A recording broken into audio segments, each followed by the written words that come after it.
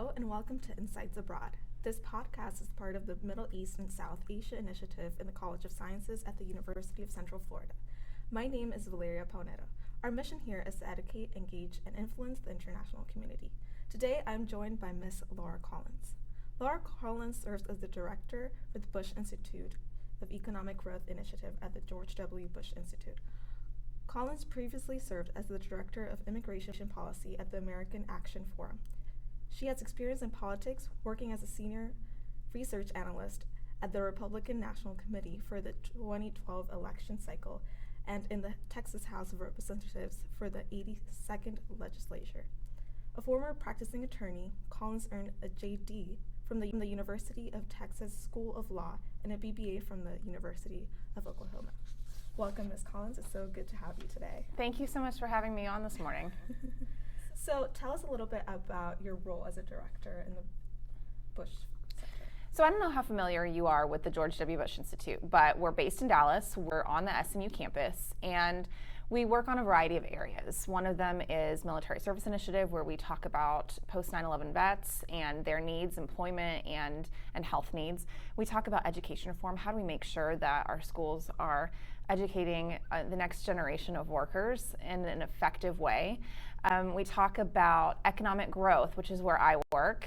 We talk about trade, and we talk about immigration. We talk about domestic growth, and what are the things that we need to do in government to spur stronger economic growth. We talk about human freedom and the importance of human rights and democracy abroad.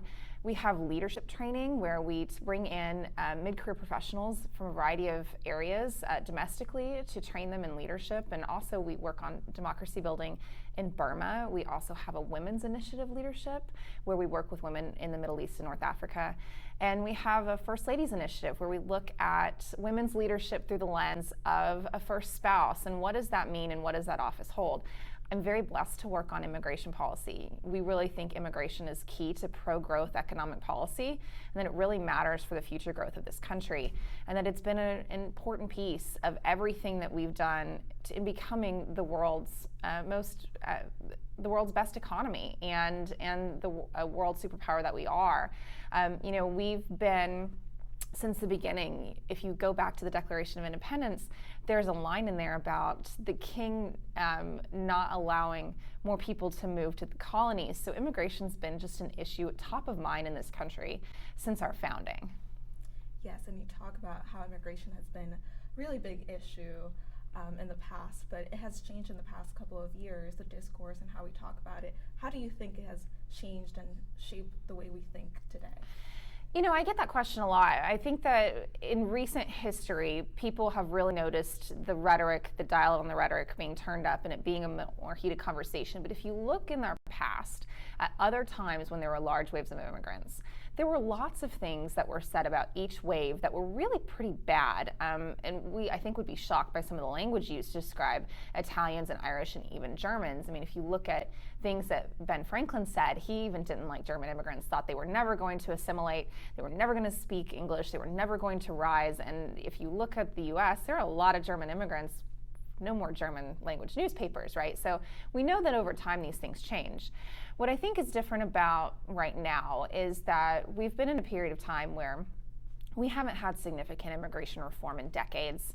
The face of the United States is changing a little bit. We have a lower birth rate than we've had in the past, where native-born women are not having enough children to support the population. We have a roaring economy, so we have most people who want to work have a job, but there are lots of jobs going unfilled. And so what we've seen really is that there is a great need for immigration, and yet the rhetoric around it isn't as responsible as we'd like to see. We really like fact-based conversations and turning down the dial on that at the Bush Institute to talk about what really matters here, and that is that we need this workforce, and immigrants do contribute to our economy.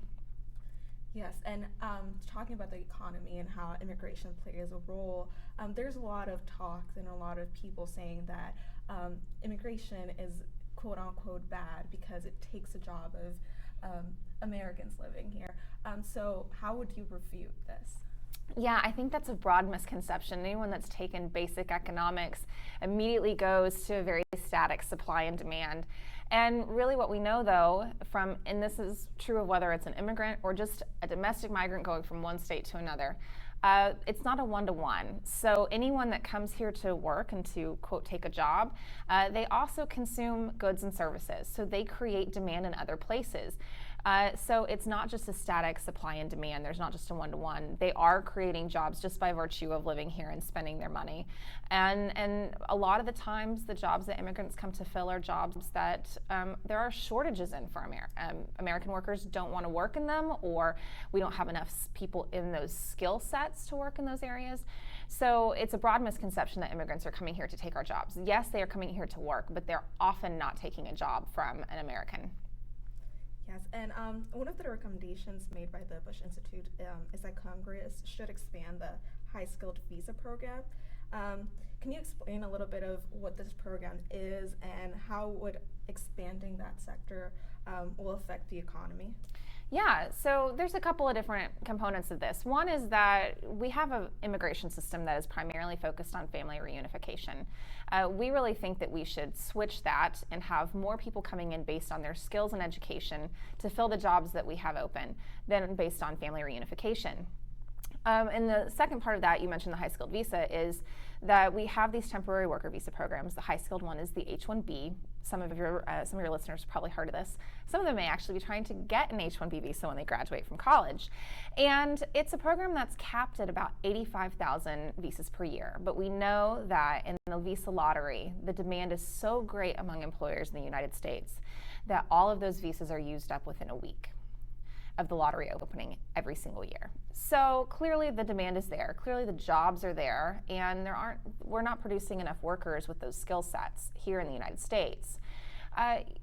Workers in those skill sets tend to be big economic producers. They tend to be low users of entitlement benefits. They tend to pay more in taxes. They tend to have more disposable income. Those are things that spur the economy. And so for that reason, that's an important part of immigration is economic growth. But even more than that, if you're going to have an immigration system that is there set up to meet the needs of your economy, it's got to be market-based. And an artificial cap that restricts the number of people who can come in and work. And H-1Bs, by the way, are temporary, right? They can only work for 3 years. You can renew it again, so they can be here for a total of 6 years. You can convert to a green card at that point, and we'll keep renewing your visa as long as you continue to meet the requirements. But they're not here permanently unless they choose to become Americans. So it's a really good way to meet the needs of a fluctuating market, because if for some reason that demand drops, it's just that there are fewer temporary workers coming in because there are fewer employers seeking visas. And so temporary workers are a really nice way to fill the gaps in the economy on a way that isn't going to fundamentally change the demographics of the United States in the future. Besides changing and shifting the economy of the United States, how do you think bringing these workers and these immigrants would shape the culture of various sectors? Yeah, immigration, one of the great things about immigration is that it does shape culture. And it's not just that immigrants shape our culture, we shape them as well. And that's part of the assimilation and integration process. And it's a beautiful thing. It's one of the reasons that we have such a diverse, rich culture in the United States. And there's growing pains always with that. It's not always instantaneous.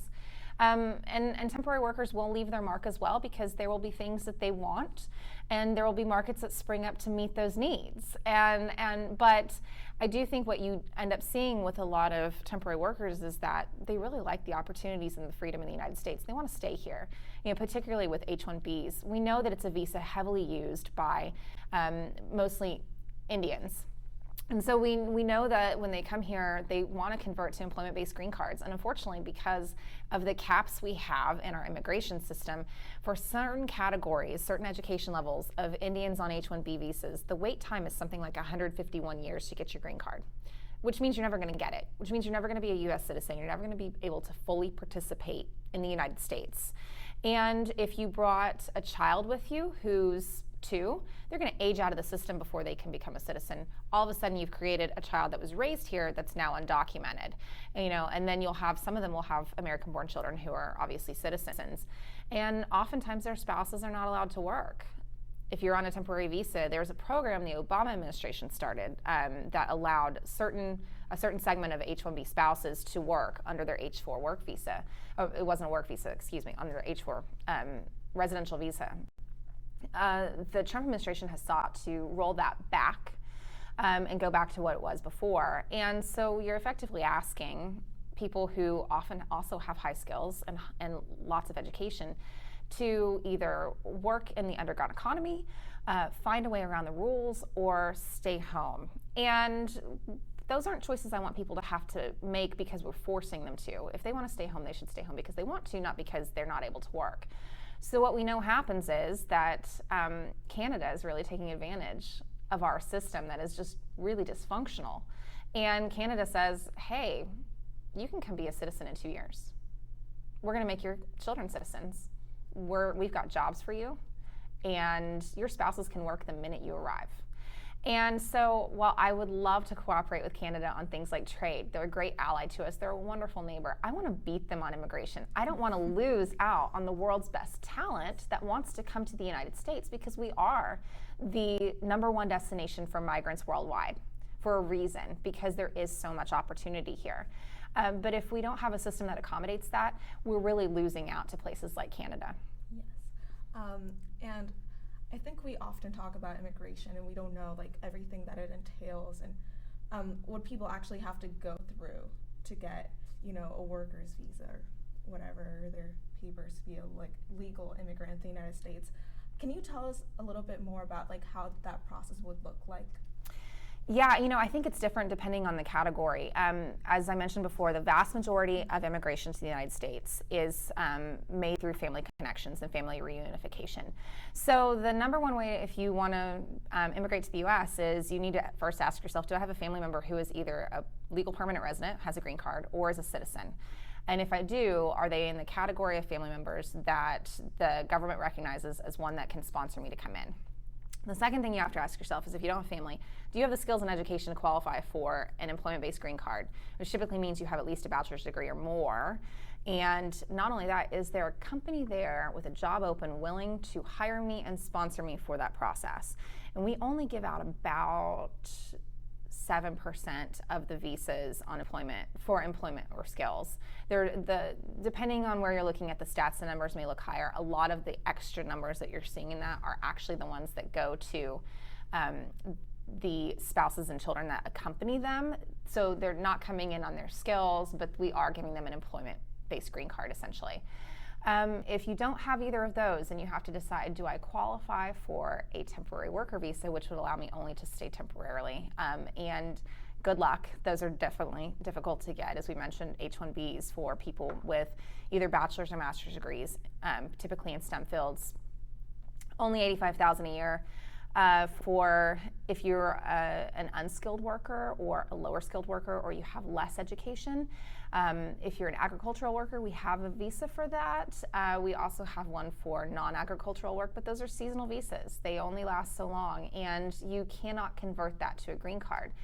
So if you want to come here, you're pretty limited.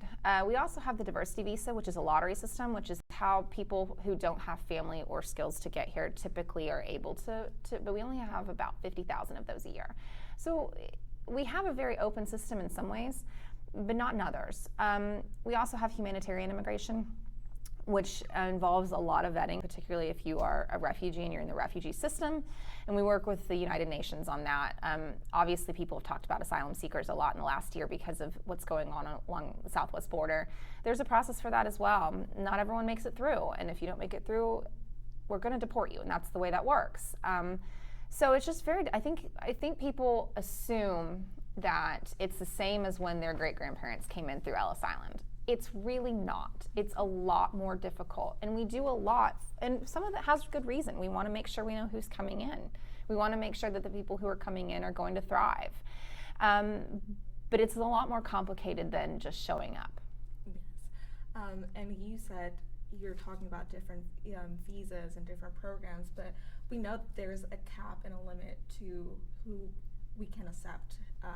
Do you think raising this cap would be beneficial to us? Yeah, so I think one of the things that is really misunderstood about this process is that depending on where you're from, your waiting in line may take a lot longer for you. If you're from a country that typically sends a lot of immigrants to the United States, we have what are called per country caps.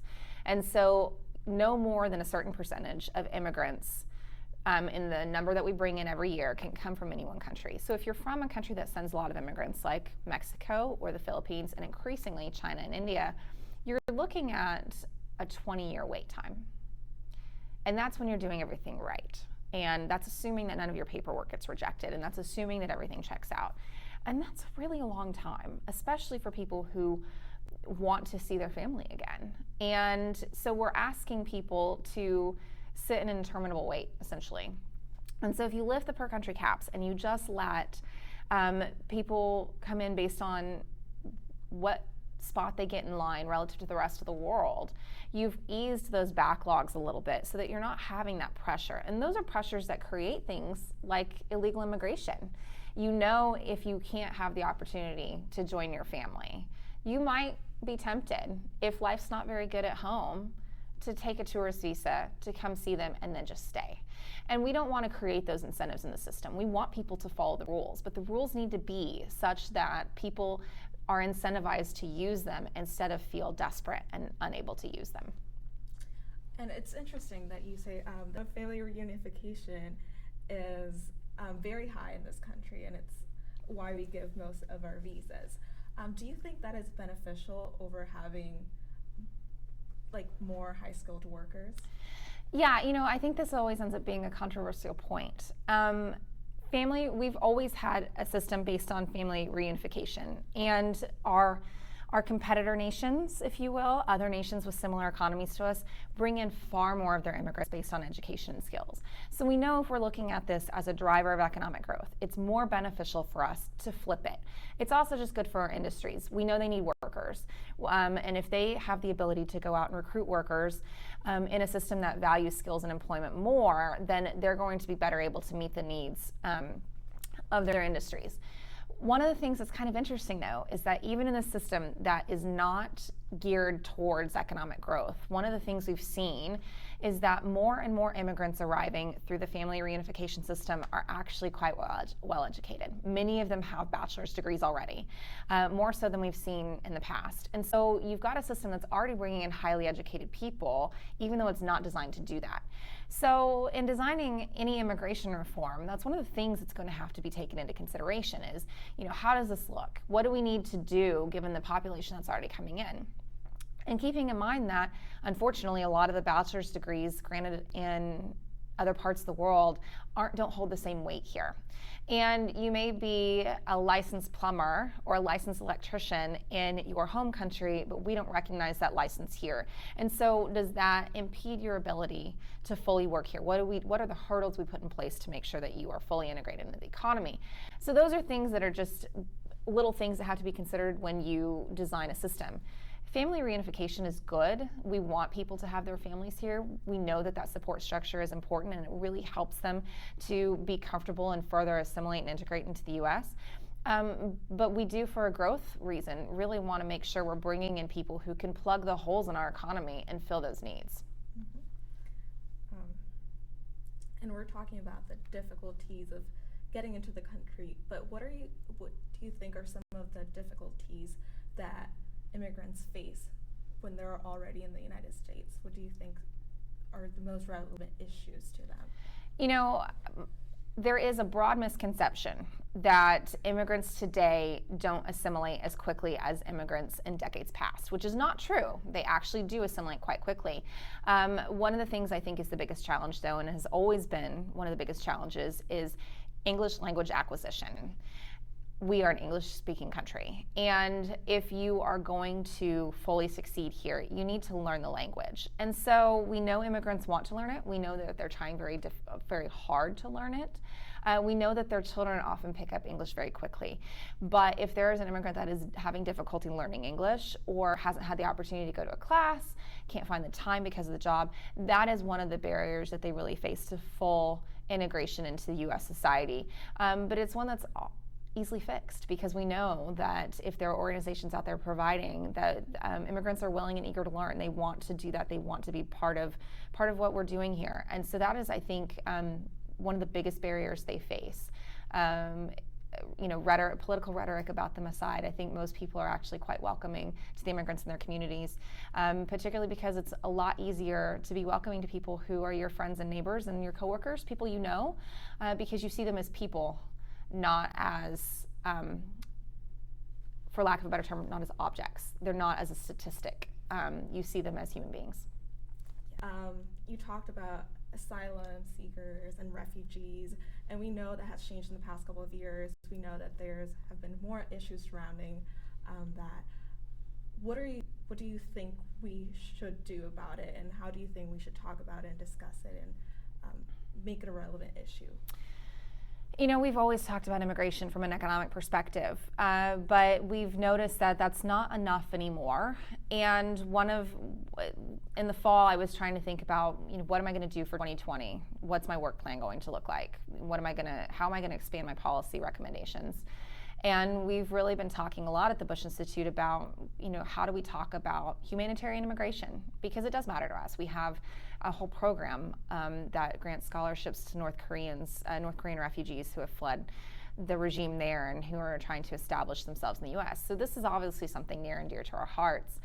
And, the Sunday after Christmas, I was sitting in church, and the priest said in his homily that too often modern society only values people based on their economic worth.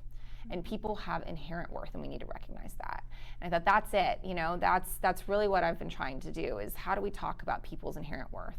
We are so blessed in the United States. We live in the greatest country in the world. And we have so much freedom and opportunity. And we're in a time where there are more people displaced globally than there ever have been, for a variety of reasons. We'll just call it instability. Some of it's about food insecurity, some of it's about civil war, but in general, there's just a lot of people who felt the need to migrate. And so we have an obligation, I think, as this country to be the refuge if we can. And the refugee program, I think people don't fully understand, is highly secure. People go through a lot of vetting. It takes a long time for them to be cleared to move here. And then refugees resettle. We have a lot of agencies, nonprofits, an infrastructure that exists to resettle them and get them fully integrated into American society. And they actually do so quite quickly. They need a little help when they get here to get on their feet, but pretty quickly they become self-sufficient. And they're so grateful for the opportunity to live in a place with freedom and opportunity and stability. And asylum seekers, that's a really tough topic right now, because I think that what you see with the asylum system right now, some people will say it's broken and that everyone's trying to cheat it and take advantage of it. What I really see is a symptom of a broader dysfunctional immigration system. Because if you have someone here coming to seek asylum, but really they're really looking for a job. Yes, life might not be great at home, but they really just want a job opportunity, and they know their only way in is to declare asylum and try their luck that way. That's a symptom of an immigration system that is not working at all, because they should have a different opportunity. They shouldn't feel the need to use a system not designed for economic migrants to try to gain legal entry, because crossing the border illegally and then saying that you're here for asylum, that's technically legal entry, that we have a process for that. So I think that these are issues we didn't think we were going to have to talk about broadly as a society, but now they're here, and they're issues that are very timely and very relevant. And I think it is important for all of us who care about these issues to really do our research and see what the facts are and make sure that we have an informed opinion. There are going to be people who have a different opinion from me on asylum and on refugees, and maybe they don't think we should be the place that takes them in. Maybe there are other countries that need to do that. As we saw in the state of Texas, Governor Abbott said, hey, we always take in all these refugees. Other states should do it. I happen to disagree with that perspective. I think Texas is a great place to resettle a refugee. We have tons of opportunity. We have tons of jobs. And it's okay for people to have a different opinion. I want their opinions to be based in facts, though. And so making sure that we understand what we're talking about before we have a fully formed opinion is really important when we're talking about something as sensitive as refugees and asylum seekers. Yes, and thinking now to the economic side of asylum seekers, many people say that it creates a dent in our economy because they rely on federal programs and such. How do you think we should see this, address this issue? How would you talk about this or refute this? Yeah, most immigrants actually use entitlement benefits at a lower rate than native-born Americans do. And we know their labor force participation rate is higher than for native-born Americans. And so we know they're here to work. We know they're here not to take entitlement benefits. If you're here as a legal immigrant on a green card, we require that you are here for 5 whole years before you're allowed most entitlement benefits. There's a limited number. The WIC program for women and children doesn't have restrictions on that for obvious reasons. There's a public health reason behind that. We want children to have nutrition. We want pregnant moms and nursing moms to have access to nutrition for their children. So there's a limited amount of what people are able to take. But in general, they're not entitled. They can't get any entitlement benefits for 5 years. So they're here working and paying into the systems that support the rest of us, the safety net that's there for all of us, without being able to take advantage of it. And they're really just not a drain on the benefit system that we think they are. And assuming that you can fix the insolvency problems of things like Social Security on the backs of immigrants is false. Those are domestic policy issues that need their own solutions. Immigration policy, those aren't immigration problems. People try to make them immigration problems, but they're not. Yes, and one of the current issues or current things we're talking about right now is sanctuary cities. And they're being addressed now, and can you tell us what are some challenges sanctuary cities are facing right now as policies are changing, and what are some of the economic and social advantages and disadvantages of these sanctuary cities? I think sanctuary cities is so difficult because I think there is a role for state and local governments to cooperate with the federal government on immigration enforcement. And I think it's for each one of those communities to decide what their role is going to be, because that's part of our federal system, right? And that's how we've always interacted, and states and local governments have always interacted with the federal government. I think that each one of those communities has to make a decision. Is a policy that we're doing going to have an unintended consequence? So if they have a policy of openness and welcome to the immigrant community, knowing that some of those people aren't necessarily going to be here legally, but if that helps them have a safer city and track down the people they need to track down, I think that's for the city and that law enforcement in the city to determine if that's right for them. I do think that it's such a heated topic, immigrants and criminality. Immigrants commit crimes at a much lower level than the native-born population. Even the undocumented immigrant population commits crimes at a much lower level than the immigrant population, which I think surprises a lot of people. But generally, you've just got people here who want to work. They want to keep their heads down. They want to raise their families, and they want to be prosperous, just like the rest of us do. And so it really is incumbent upon states and local communities to decide what it is that makes the most sense for their areas, particularly on law enforcement. I know the state of Florida was talking about sanctuary cities. The state of Texas went through this a couple years ago. City and local law enforcement really does know what makes their city safer. And so we need to trust local government to understand what's going to be good for them. And, they're not always going to get it right. But I think that anytime you're having a policy, you have to always look at the unintended consequence. And if the unintended consequence of eliminating any quote-unquote sanctuary city policy is that people don't feel like they can go to the police to report true criminals in their communities, then you're just aiding criminality instead of helping make sure we have a safe, prosperous community for everybody. And you say that immigration and some of these topics are very heated topics as of right now. As college students, how do you think that we should talk about these topics openly without that? How do you think we should open up to new ideas and just talk about it freely? I think not just for college students, but really for anybody. It's incumbent upon us on difficult topics to make sure that we are open-minded, that we're willing to listen, and that we make sure we're recognize you're talking about people. And so it's always going to be a sensitive topic. You're not talking about statistics, you're talking about human beings. And so it's incumbent upon us to always use responsible language and make sure that we're just trying to be respectful of the people around us, and understanding that, we don't have to give respect in expectation of getting respect back. We have an obligation to make sure we are being respectful to people, even if they're not being respectful to us. And that's difficult. That's really tough, especially on issues that we're really passionate about.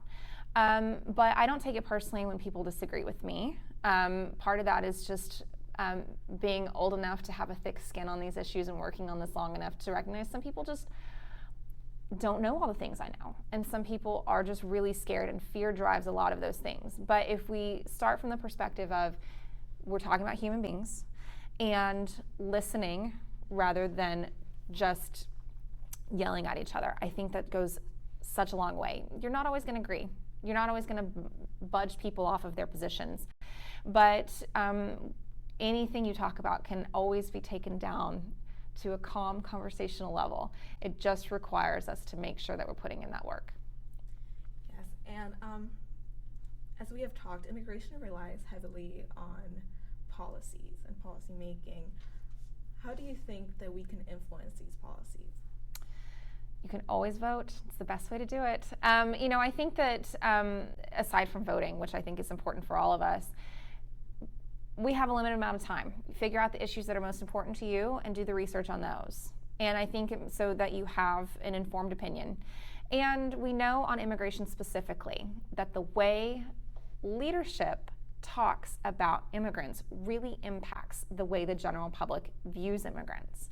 So that's true whether you're talking about political leadership in Washington, or you're talking about the pastor at your local church, or the person in charge of your HOA, or anyone in charge of your campus organizations. And so I think it's incumbent upon all of us to view ourselves as community leaders. And so that way, if we're using responsible language and we're talking about people as human beings and we're using facts, not emotions, just facts, correct when people are wrong. It's okay to be that boring person at the party being like, actually, that's not true at all.